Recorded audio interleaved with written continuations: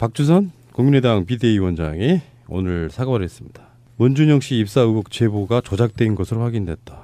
제보된 카카오톡 화면 및 녹음 파일이 조작된 것으로 밝혀졌다. 당시 관련 자료를 제공한 당원이 직접 조작해 작성한 거짓 자료였다고 어제 고백했다.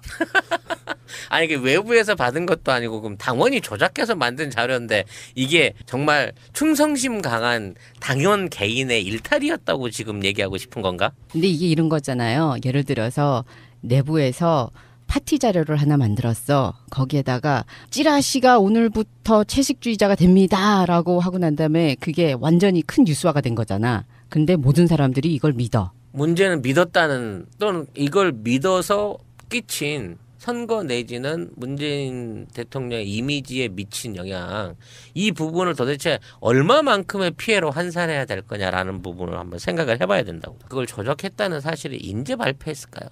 그러게 왜 지금? 네, 왜 지금일까요? 왜 지금일까? 이렇게 하고 나서 법적인 책임을 안 지려고 내지는 이 부분에서 자유롭기 위해서 미안해라는 말, 정말 진실성 하나 1도 없는 사과로 이걸 퉁치려고 하는 건가요, 얘들? 그렇게 보기에는 이게 너무나도 이슈가 크지 않았나요, 당시에?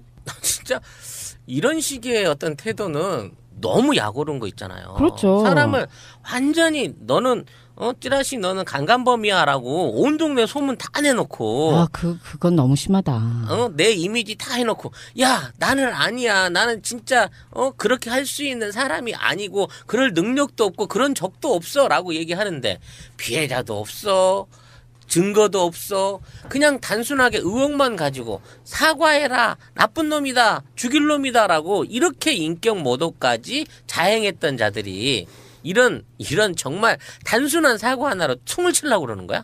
5월 5일에 국민의당은 문준영 씨의 미국 파슨스 스쿨 동료의 증언으로 이게 다 시작했다는 걸로 정말 엄청나게 세뇌를 시켰잖아요, 전 국민을.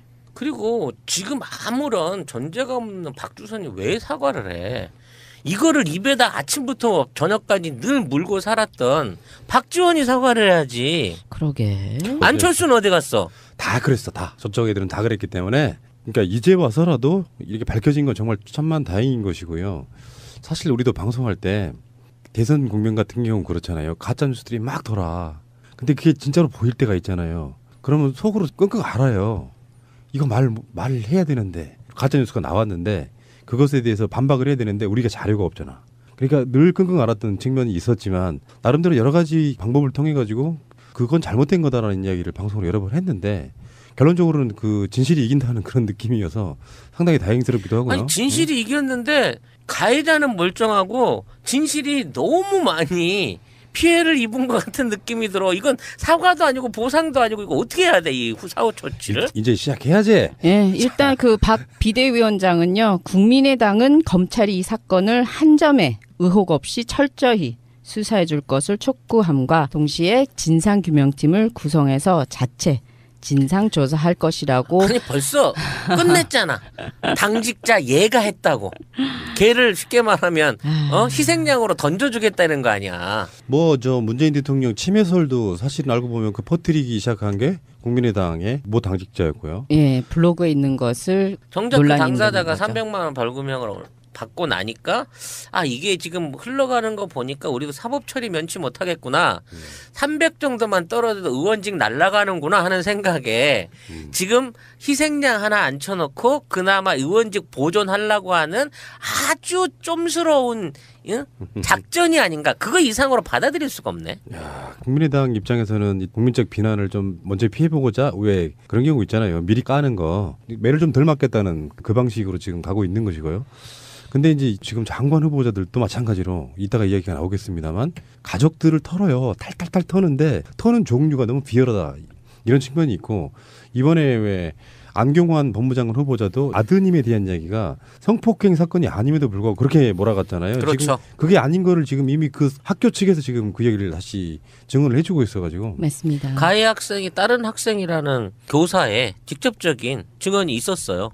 그런데도 불구하고 성폭행 가해자로 만들어서 이번 청문회에 상처를 준 거죠. 지난 대선에는 정말 기승전 문준용이었었잖아요. 거의 유일한 저들이 물고 늘어질 수 있는 흠집이 그거 하나였어요. 뭐, 그것마저도 조작이라는 거죠. 그렇죠. 거기에 조작이 허위 사실, 명예훼손, 인격살인, 마녀사냥 등등등. 근데 이게 그냥 단순하게 사과로 끝낼 사안이라고 저는 개인적으로 생각하지 않습니다. 그러니까 이게 사과로 끝나지는 않아요. 네. 사과로 끝나지는 않고 이게 어떤 이제 법적인 절차에 들어갈 것이고요.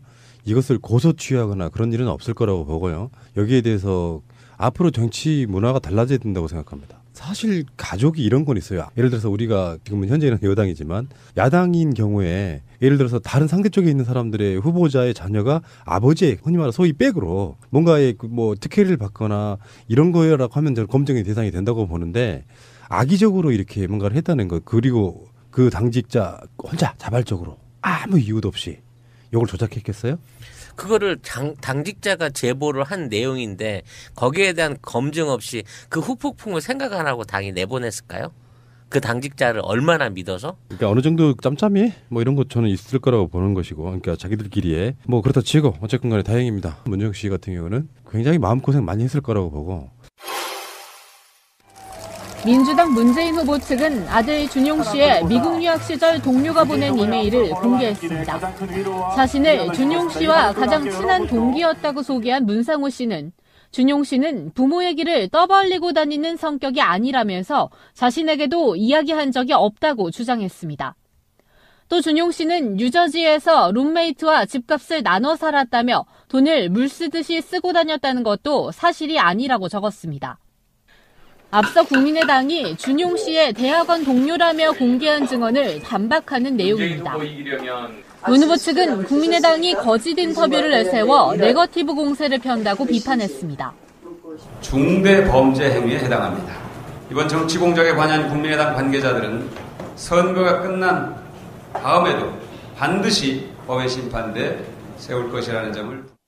하지만 국민의당은 제보자의 인터뷰가 사실이라며 준용 씨가 직접 나서 해명하라고 요구했습니다.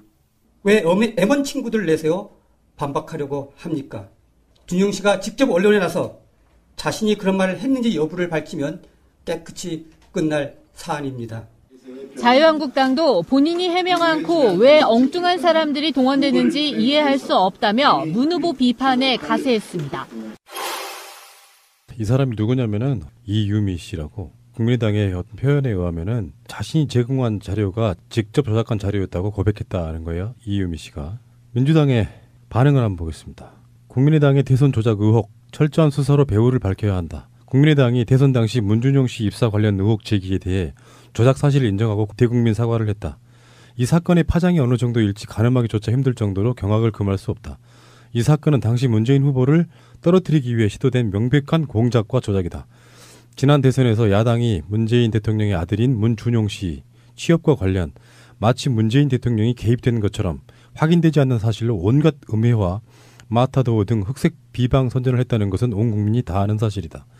더불어민주당은 당시 근거 불충분한 명예훼손과 음해를 중단할 것을 촉구한 바 있으며 검찰에 고발하였다. 비록 국민의당이 사과를 했지만 검찰 수사를 앞두고 조직적 공작과 조작을 덮기 위한 꼬리 자르기식 사과는 아닌지 국민들은 의문을 갖고 있다. 평당원이 자의적 판단으로 소위 배우를 섭외하고 문준용 씨와 관련 허위 발언을 하게 하는 것이 과연 가능하겠냐는 의혹은 여전히 남아있다. 또한 당시 안철수 후보를 비롯한 당시 선대위 책임자들이 과연 이 사실을 몰랐을지도 여전히 의문이다. 국민의당과 안철수 선대위는 당시 조작한 자료를 어떠한 검증도 없이 무차별적 공격의 수단으로 사용했었다. 가짜뉴스, 조작된 자료를 어떠한 의심이나 검증도 없이 사용하는 것은 상식적으로 이해할 수 없는 부분이다. 검찰의 철저한 수사를 통해 밝혀지겠지만 이 사건은 대선 공작 게이트로 파장이 커질 수 있는 심각한 사안이고 민주주의를 유린한 엄청난 범죄이다. 검찰은 이 사건이 단지 당원의 독단적 행동인지 배후가 있는지 철저한 수사로 명명백백히 밝혀야 할 것이다. 또한 지난 대선에서 이 사건 외에도 가짜뉴스와 허위사실에 대한 고소고발건에 대해서도 철저하고 신속한 수사로 다시는 이런 일이 재발하지 않도록 해야 할 것이다 라고 했습니다. 그리고 문준용 씨 자체도 이 사건에 대해서 고소를 취하지 않겠다고 예전에 이야기한 바 있기 때문에 고소 취하 없이 사건의 진상이 드러나야 할 것이라고 생각이 들고요. 최근에 BBK 사건 관련해서 또 하나 조작이 드러났었죠. 아마 방송 나가는 시간에는 이미 JTBC가 지난 4월달에 인터뷰했다는 김경률 씨의 인터뷰가 아마 나갈 걸로 보고요. 아마 대선 끝나고 방송해달라 뭐 이런 또 서로 간에 약속이 있었지 않았나 싶은데 그것도 정치 공작이었죠. 당시에 한나라당에서는 이것을 정치 공작이라고 했지만 알고 봤더니 또 그들의 정치 공작이었던 게 드러난 사건 아니겠습니까? 정말로 공작 정치의 뿌리를 뽑아야 할 때다 이렇게 생각이 드네요.